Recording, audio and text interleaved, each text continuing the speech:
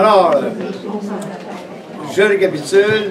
J'ai fait une description du monde dans lequel on se trouve. C'est une description un peu pessimiste, un peu noire. C'est comme ça. Ensuite, je vous ai dit qu'on pouvait réagir de différentes manières. Il y a les réformistes qui réagissent de leur manière, c'est-à-dire on ne change rien, mais on change un peu les choses. On fait du développement durable, du capitalisme vert. Il y a les conservateurs qui, eux, au contraire, disent on a la bonne solution, on a la bonne voie, on continue, on fonce et l'humain va se développer, il va se transformer, il va devenir extraordinaire, grandiose. Il y en a d'autres que j'appelle les révolutionnaires. C'est comme ça que j'ai donné, c'est le nom que je leur ai donné, c'est-à-dire une attitude qui vise une transformation. Remarquez que quand je parle d'attitude révolutionnaire, ici, je ne veux pas du tout parler des partis révolutionnaires, trotskistes, marxistes, léninistes, maoïstes. C'est pas du tout de ça que je veux parler. C'est des attitudes humaines, dans le fond. Et ceux que j'ai en tête, ce sont des groupes déjà organisés, mais c'est jamais très bien organisé encore. Mais ça peut le devenir avec le temps. Il y a ceux qu'on appelle les objecteurs de croissance. Il y en a de toutes les formes. Il y en a dans tous les pays du monde occidental. Et même il y en a en Inde et aussi en Chine, paraît-il. Il y a aussi les altermondialistes. On les connaît. On a entendu parler d'eux. Il y a aussi les adeptes de la simplicité volontaire, qu'on appelle communément les simplicitaires. Je vais vous en parler, bien entendu, davantage de ce mouvement-là, de ces réseaux-là. Puis il y a aussi une autre attitude que je vais tenter de défendre, que j'appelle le catastrophisme éclairé. C'est pas organisé encore en partie, c'est pas organisé en mouvement, mais vous allez voir, c'est une attitude intéressante dans laquelle on pourrait réfléchir longuement et qui pourrait générer des attitudes humaines très, très positives. Alors, je vais donc vous parler vite de ces mouvements-là, non pas dans l'ordre, mais tout confondu, puisque nous sommes un peu, je pars avec l'idée que nous sommes un peu des altermondialistes, des objecteurs de croissance, des simplicitaires et peut-être aussi, pourquoi pas, des catastrophistes éclairés. Alors, je vais donc parler en on, plutôt qu'en vous, ou en nous, ou en je, ou en il.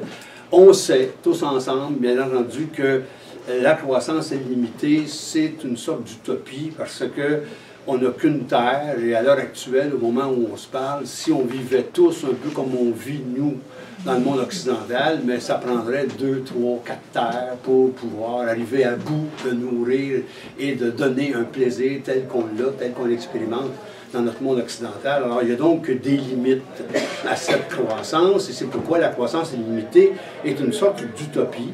Et le néolibéralisme, on le sait, crée des inégalités, du gaspillage, des turbulences qui suscitent beaucoup d'indignation. Ça se voit, ça se sent. On est même, un peu tout le monde ici, indigné vis-à-vis certaines injustices insupportables. Alors, on sait aussi que notre imaginaire, à cause d'une propagande constante, à cause d'une publicité mur à mur, et quand je dis publicité, quand je dis propagande, dans le fond, ça revient au même.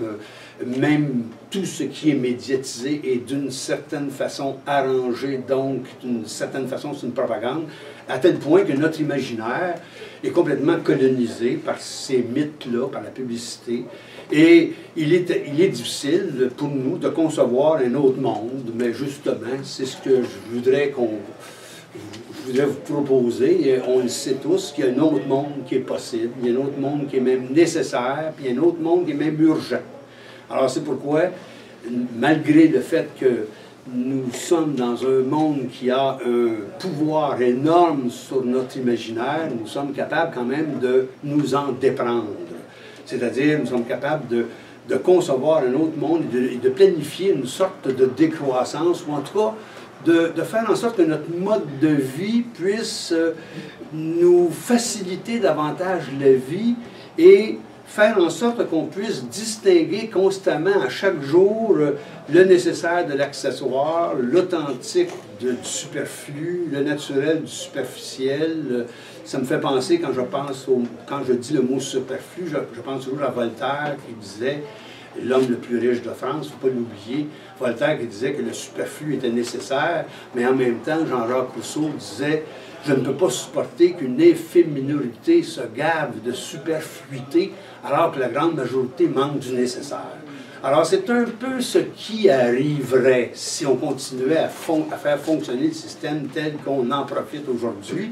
Alors, c'est pourquoi il faut faire en sorte que les conditions de notre bonheur soient plus simplifiées, plus simples, et peut-être nous inspirer davantage des philosophies du passé, de l'épicurisme, du stoïcisme, du bouddhisme, du taoïsme. Enfin, il y a plein de philosophies jusqu'à tout récemment. Je pense à Montaigne ou encore à Spinoza plus précisément, qui nous donnent des bons trucs, des bonnes recommandations guidées par la raison pour faire en sorte que la vie puisse être quelque chose d'extraordinaire, de joyeux, que la vie soit vale la peine, même la joie d'être vécue, sans nécessairement être des surconsommateurs.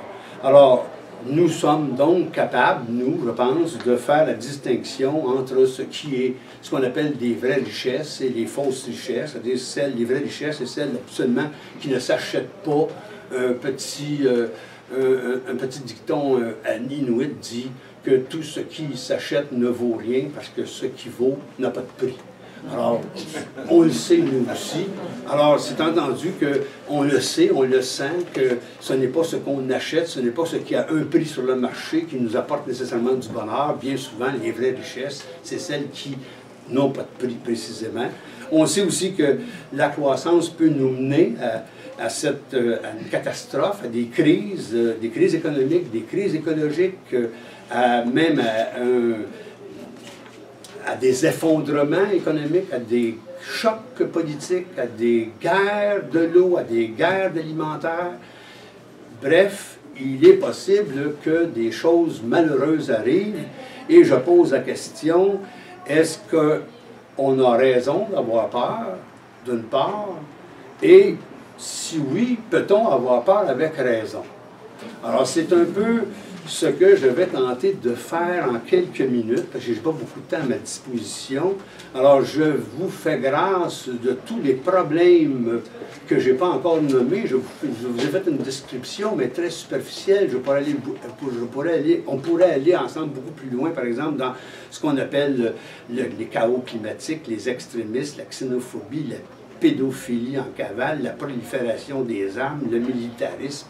Comment se fait-il que les budgets pour l'armement augmentent un peu partout dans le monde depuis les 30 dernières années, et même depuis les 50 dernières années? Ça coûte cher conserver notre mode de vie, non seulement en propagande, mais en armes, dans le fond. Alors, il y a donc des catastrophes, il y a donc des événements malheureux qui tournent autour de nous, qui sont en nous un peu comme un cancer, dans le fond, qui prolifère de ces métastases. Alors, comment réagir à ça? Doit-on avoir peur de ça? Il y a deux manières d'avoir peur. La peur peut être une alliée et la peur peut être une ennemie.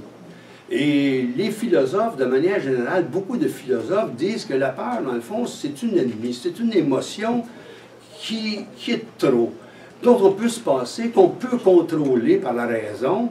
Et effectivement, il y a beaucoup de philosophes, je pense aux stoïciens, je pense aux grands philosophes, autant du monde oriental que du monde occidental, qui nous disent, dans le fond, que la raison est capable de contrôler cette émotion qui n'est que le frisson de l'ego, dans le fond. Il s'agit de faire en sorte que l'ego soit vu, revu, réfléchi par un jeu, par une conscience, par une raison, pour que cette émotion-là s'atténue. On sait très bien, par exemple, grâce à un autre philosophe qui s'appelle Spinoza, que si j'arrive à comprendre les causes de mes affects, les causes de mes émotions, mais mes affects, un coup compris, vont se transformer en sentiments et peut-être même en actions, et ainsi ma peur, mes émotions vont disparaître et je pourrai vivre guidé par la raison. Bref, il y a beaucoup de philosophes qui considèrent que la peur, c'est une émotion, un frisson de trop, qui peut très bien être contrôlé. Mais il y a aussi une autre manière de voir la peur comme une ennemie, c'est l'éliminer, ne plus avoir peur. Faire en sorte qu'on n'a pas à avoir peur. Une sorte de déni. La catastrophe est impossible. On dit ça souvent. Ben non, c'est impossible. Pourquoi c'est impossible la catastrophe dans nos têtes? Parce que La catastrophe, les catastrophes ne font pas partie du registre du savoir humain. Ça ne fait pas partie de notre manière de comprendre les choses. La catastrophe est toujours incroyable. Et c'est justement parce que la catastrophe est incroyable qu'on n'y croit pas. Alors ça, c'est une autre manière de réagir face à la peur comme une ennemie. Mais la peur peut devenir une alliée. Et c'est là que le catastrophisme éclairé s'installe. C'est-à-dire que la peur peut devenir une alliée, et d'ailleurs, la peur a toujours été une alliée de l'homme. La peur a toujours été une sorte de moteur pour la raison. C'est parce que l'homme a peur qu'il développe sa raison, précisément. La peur est une sorte de boussole de l'homo sapiens. Je dirais même que l'homo sapiens, c'est l'homo phobicus aussi. C'est-à-dire que l'homme qui pense, c'est un homme qui craint. C'est un homme qui est angoissé. Et d'ailleurs, l'humain est fondamentalement angoissé. C'est une force pour nous. C'est parce que nous sommes angoissés que nous sommes créateurs. C'est parce que nous connaissons la peur que nous sommes capables de développer ce qu'on va appeler l'humanisation, la culture. Alors c'est pourquoi tenir le cataclysme pour probable, voire certain, voir la catastrophe comme quelque chose d'inéluctable, c'est précisément se mettre au défi de prévenir cette catastrophe-là. C'est se mettre au défi de l'éviter. Et c'est justement ce que signifie le catastrophisme éclairé. C'est une forme de ruse prudentielle pour nous garder réveillés, pour nous garder allumés, pour justement voir comment les choses se présentent.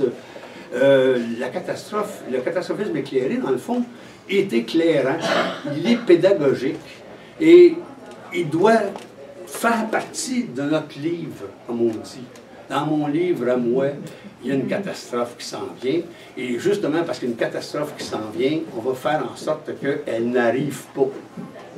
Ou peut-être faut-il créer des petites crises pour pas que la catastrophe arrive. Vous voyez ce que je veux dire? Alors c'est pourquoi je dois nécessairement développer davantage ce que j'entends par catastrophisme éclairé, ça va de soi. Alors, comment vivre pour provoquer des petites crises pour que la grande catastrophe ne vienne pas? Précisément, c'est de faire ce que j'appelle de la résistance légitime, ne plus consommer ou consommer moins. Consommer moins pour vivre mieux. Faire en sorte que notre conduite soit, dans les faits, une sorte de contre-conduite qui soit solidaire et qui soit en même temps anticoncurrentielle. Alors, voyez-vous, c'est quelques mots que j'utilise, mais ce sont des mots absolument importants. Je dis solidarité, je dis une attitude de légitime résistance, de contre-conduite anticoncurrentielle. C'est ça qu'on appelle la simplicité volontaire, dans le fond. C'est ça qu'on appelle provoquer le pire. Et c'est pourquoi j'aurais pu intituler mon propos « Le bonheur ou la politique du pire ». En vivant la simplicité volontaire, nous allons, si ça devient contagieux, forcément, obligatoirement provoquer le pire. Non pas la catastrophe, mais les crises. D'ailleurs, je lisais dans Alain Dubuc, dans son livre « L'éloge de la richesse », vous connaissez Alain Dubuc, qui est chroniqueur à la presse, qui dit « La simplicité volontaire, c'est un choix individuel valide, mais comme choix collectif, c'est la catastrophe. » Effectivement, si notre simplicité volontaire, si notre nouveau mode de vie, de légitime résistance, notre contre-conduite solidaire et anticoncurrentielle se répand, bien, forcément, il va y avoir des crises, ça va de soi. Nous sommes des consommateurs, nous avons donc le gros bout du bâton. Toutes les grandes richesses, tous les grands capitaux qui circulent reposent sur notre consommation, sur notre gaspillage, sur notre imaginaire colonisé. Alors, c'est pourquoi il faudrait absolument s'en déprendre de ce mode de vie-là, faire en sorte que notre bonheur devienne une sorte d'indépendance qui ne reposerait plus sur le manque, qui ne reposerait plus sur l'ignorance et qui ne reposerait plus non plus sur l'impuissance.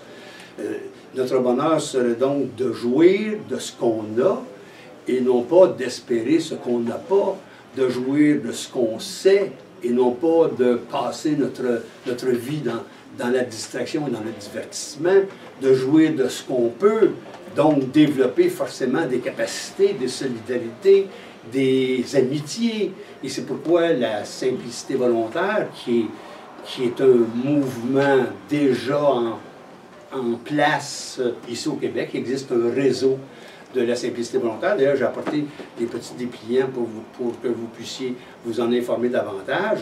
C'est pourquoi cette mode de vie, cette action nouvelle permettrait justement de provoquer peut-être des crises et surtout des réflexions chez ceux qui nous gouvernent et qui disent, ben, pourquoi ne devrait-on pas changer notre mode de gouverner? Pourquoi ne devrait-on pas transformer un peu les choses? Et quand je dis nos gouvernements, je vais vous poser nécessairement le gouvernement Québec, mais à Ottawa, à Washington, à Paris, à Berlin, à Pékin, partout.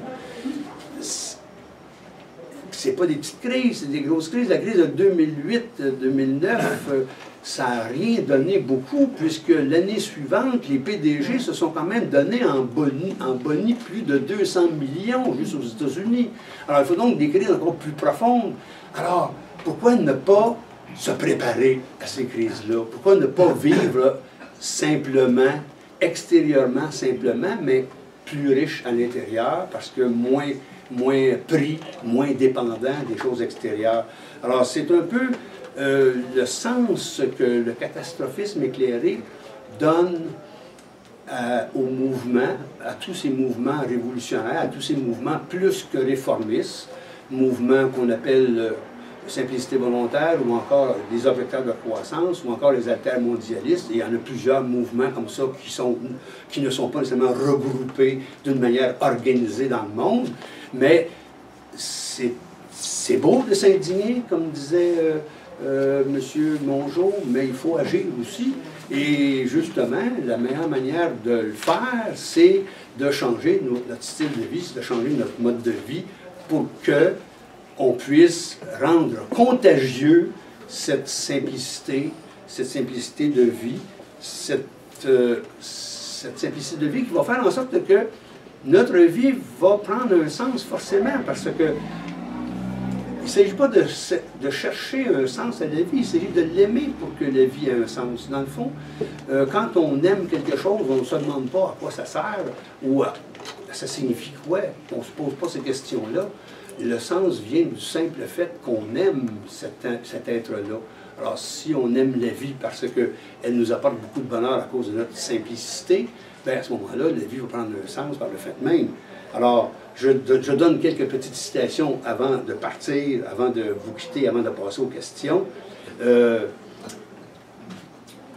Cessons d'avoir peur de manquer de quelque chose.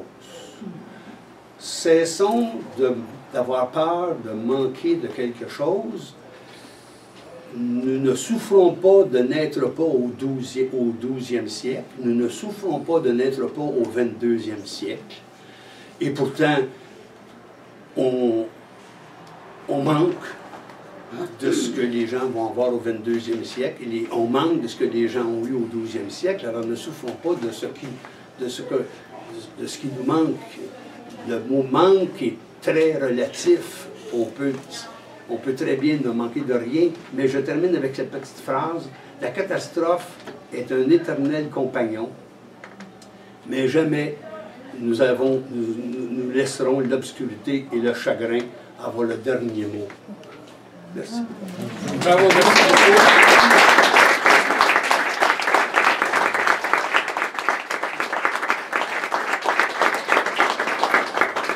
Pour les questions, veuillez parler assez fort. Je connais une certaine partie des gens, Jacques d'autres, fait que vous levez la main.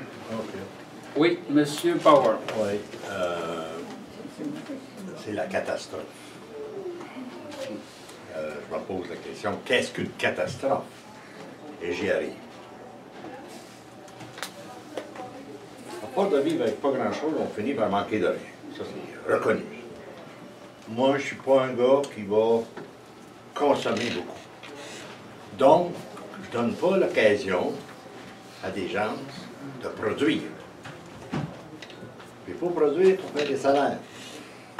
Et avec les salaires, on paye les hôpitaux. Alors, le jour où on va être dans la simplicité, on va toute une gang de simplistes volontaires. Simplicistaire. Je vais te fermer, genre. À moins que ça soit la formule où personne ne va tomber malade. C'est que si on tombe malade, c'est où on va la prendre, l'argent? Actuellement, on n'en a pas. Alors, si je consomme moins, donc je produis moins, donc il y a moins d'argent qui s'en va dans les coffres, donc il y a moins de soins de santé, par exemple.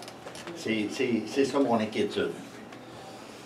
D'abord, vous êtes inquiet parce que vous avez des maladies, là, puis En masse. c'est sûr qu'on vieillit tous, puis on voit le médecin plus souvent qu'avant. Mais je dois vous dire que, de manière générale, les gens qui pratiquent la simplicité volontaire sont moins malades que les autres, prennent moins de pilules que les autres, ils ont moins besoin de médecins que les autres, d'une part. Mais moi, je ne suis pas ici pour vous dire quel sera le monde nouveau, puis comment on va le faire sortir du chapeau.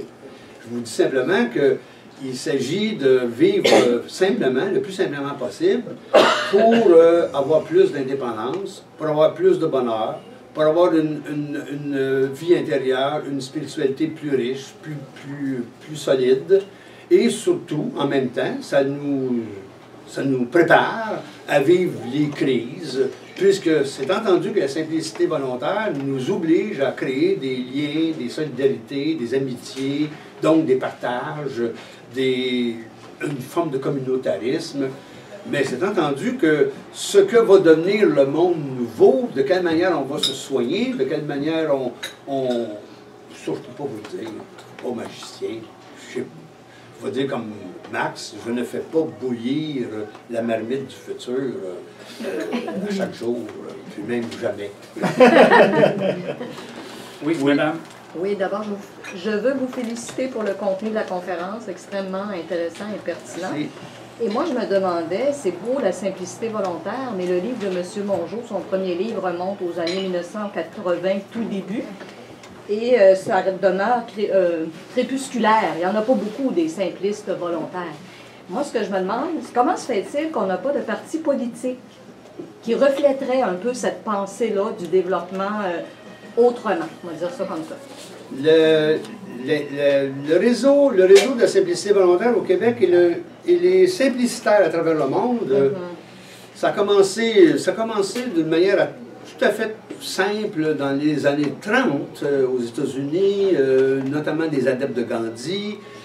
Mais encore aujourd'hui, même s'il y en a beaucoup plus, même s'il y a beaucoup de livres qui ont été publiés, même s'il y a beaucoup d'organisations, de réseaux, ça reste toujours un mode de vie individuel extrêmement varié parce que les motivations sont très différentes d'une personne à l'autre. On peut, par exemple, être écologiste, on peut avoir comme objectif une plus grande spiritualité, on peut avoir simplement comme objectif dépenser moins, être moins dépendant de la consommation. Enfin, il y a plein de motivations, de raisons de vivre une vie de simplicitaire, comme on dit dans le milieu. Les adeptes de la simplicité volontaire se donnent le nom de simplicitaire. Et il y a plein de motivations, et c'est pourquoi il n'y a pas de mouvement, il n'y a pas d'organisation politique. Mais moi, je voulais justement vous dire aujourd'hui qu'en parlant de ce que j'appelle le catastrophisme éclairé, ce que je veux vous dire essentiellement, c'est que les simplicitaires, si vous voulez, quand on change de mode de vie, quand on réduit notre consommation, quand on essaie de partager davantage, on dépend moins du système économique qui est basé sur la croissance et on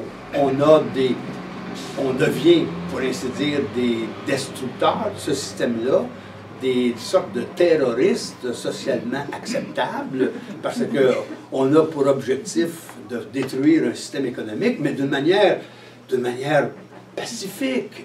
On veut changer le monde, mais on veut pas le changer avec des armes, on ne veut pas le changer en prenant le pouvoir. Alors c'est pourquoi il n'y a pas de parti politique qui nous représente. On ne veut pas prendre le pouvoir, on veut juste changer le monde. Parce que ça demeure toujours marginal à ce moment-là. Ça S'il y avait un demeure parti toujours politique, marginal. ça évoluerait Ça plus demeure vite. toujours marginal, effectivement, et c'est malheureux. Et c'est pourquoi des rencontres comme ce soir, ben, c'est des bonnes occasions pour qu'on puisse réfléchir à des activités, à des actions. Et j'ai justement, vous pourrez venir voir ça tout à l'heure, j'ai apporté de la documentation pour qu'on puisse, ici à Trois-Rivières, dans la région, démarrer un réseau, un groupe, un mouvement, appelez ça comme vous voulez, qui nous permettrait peut-être à chaque mois ou à chaque 2 mois, on se rencontre et on échange, on en parle, on se pose la question, que fait-on, que doit-on faire, que fais-tu, que dois-je faire, ainsi de suite. Bref, échanger, partager, et il y a des groupes justement qui sont bien organisés, comme à Québec par exemple, le groupe de simplicité volontaire de Québec, qui est bien organisé, qui pourrait justement nous apporter des bons renseignements. On a ici à votre disposition les liens, les adresses courriels, les dépliants, les brochures qu'il faut pour qu'on puisse ensemble faire quelque chose. On est indigné vis-à-vis les choses insupportables qui surgissent chaque jour dans notre monde. On est souvent indigné. Moi, je pense qu'il est temps qu'on agisse. Puis il n'y a pas d'âge pour le faire. Et monsieur avec une chemise pâle, veuillez parler assez fort qu'on entende votre question. C'est plus une réflexion face à ce que tu as dit. Si tu vas à contre-courant du néo-libéralisme, il faut que tu sois très fort parce que tu es marginalisé par rapport à la majorité de la population ou par rapport à notre mode de consommation. Et quand tu n'as pas ce moyen-là de t'organiser en groupe, c'est difficile de résister à ce monde capitaliste. Exactement. C'est extrêmement difficile. Moi, j'ai des beaux-frères. Si tu avais entendu parler à soir, je ne suis pas sûr qu'ils arrêtaient ça. Là. Je suis convaincu. Tu deviens complètement isolé. Tu deviens isolé par rapport à ce monde-là en général, qui est un monde de consommation, un monde catastrophique. Il y a des risques de marginalisation, puis de toute façon, il n'y a pas de crainte à se faire marginaliser ou à se sentir marginalisé, surtout si on a des bonnes complices, des bonnes complicités. Il faut que tu le pratiques. Oui, exactement, ça se pratique. Si tu étudies et tu veux défendre les plus faibles que toi, ben, peux-tu te dire que quand tu fais face à des grosses puissances, ça te prend une bonne colonne vertébrale, parce que sinon... Mais je vous garantis que les réseaux de simplicité volontaire au Québec ont tellement de ressources qu'on ne peut vraiment pas s'ennuyer. Et on a tout à gagner à vivre d'une manière plus simple et surtout à développer des liens, des connivences, du partage. Le bien commun, ça n'existe plus. Il faut justement faire revivre ça, que ça revienne vif dans nos pensées, dans nos réflexions. Et c'est entendu qu'en pensant comme ça, on se marginalise, puisque nous vivons dans un monde hyper individualisé, hyper individualiste, égocentrique. Alors si juste le fait de se regrouper comme on le fait ce soir, là, on va à l'encontre du système en place, du statu quo. Il y a Rénal, je pense. Il y a M. Lavertu en premier, puis ensuite, M. Rénal, verront la main, OK. Vous serez deuxième. Allez, il y en a beaucoup, là. Madame Boucher, Madame Racine, quatrième. Bon, on a moins 4. Oh, il reste 10 minutes. Ben, je vais essayer de retenir. Bon, Ben, pour moi, le plus grand handicap actuellement, c'est le système scolaire. Hein? Si tu veux changer le monde, il faut changer l'école.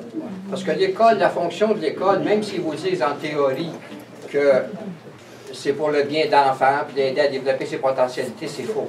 Hein? L'école est là pour que tu rentres en compétition les uns avec les autres. Elle ne t'apprend pas la solidarité. Et la pire chose qu'on a à l'école, c'est l'inégalité des savoirs. C'est-à-dire qu'on n'a plus 2 critères de sélection, mathématiques, français, et on élimine ceux qui ne sont pas là-dedans, qui deviennent après ça des chômeurs et des assistés sociaux parce qu'ils ne répondent pas à des critères arbitraires. Alors, pour arriver à ta simplicité volontaire, il faut que tu puisses l'éduquer. Et puis si on laisse l'éducation au système, on ne pourra jamais rien changer. Mais René, c'est entendu qu'il y a des gros changements à faire. Sauf que ce n'est pas notre rôle à nous là, de faire ces gros changements-là. Pour le moment, ce qu'il faut faire, ce qui est urgent dans le fond, c'est qu'on c'est qu'on se voit, c'est qu'on se rencontre, c'est qu'on se parle, c'est qu'on se communique entre nous. Et forcément, dans notre nouvelle manière de vivre, on va devoir le faire avec nos enfants, ça va de soi. C'est entendu que un couple parent, des parents qui vivent la simplicité volontaire vont faire en sorte que toute la famille rentre dans le coup. Ça ne peut pas faire autrement. Alors, il y a déjà une forme d'éducation, là, au niveau de la famille, qui se fait, qui est déjà complètement différent de ce qui se fait dans toutes les familles du monde occidental. Ouais, c'est-à-dire, par exemple, Noël. Tu sais, Noël. Alors, toutes les familles dans notre monde fait en sorte que le Père Noël est un personnage important, alors que pour les simplicitaires, le Père Noël, c'est un être affreux, dans le fond, parce qu'il communique à l'enfant l'idée qu'il lui manque quelque chose. Il faut absolument fuir le Père Noël quand on est simplicitaire. Parce que le Père Noël, il va inculquer le manque, l'ignorance. L'enfant est déjà heureux, il est déjà l'explorateur qui s'accomplit. Puis à cause du Père Noël, il va tout perdre ses moyens, il va attendre quelque chose, il va espérer. Il n'y a rien de pire que ça pour être heureux. Quand on espère, on ne peut pas être heureux, le bonheur est toujours inespéré. Alors voyez-vous, c'est entendu que la vie du simplicitaire va nécessairement changer plein de choses, notamment le Père Noël et les fêtes, les cadeaux. Quand on est simplicitaire, on est, nous, les cadeaux. Comme la bannière de Toys R Us, nous sommes les cadeaux. On n'a pas besoin de faire de cadeaux. On a juste à être toujours mieux d'une fête à l'autre, plaisant d'une fête à l'autre. On n'a pas besoin d'acheter un cadeau pour faire semblant d'être plaisant. Essayer d'être plaisant soi-même. Mais voyez-vous, il y a toutes sortes de trucs comme ça qu'on peut faire qui ne coûtent rien et qui fait que la fête est beaucoup plus agréable. Monsieur avec un chandail gris. Un commentaire concernant la simplicité volontaire. Moi, je crois que présentement, la simplicité volontaire au Québec, du moins, en Occident, ce n'est pas dans les mœurs. C'est à peine de venir. Parce que, avec l'endettement collectif que nous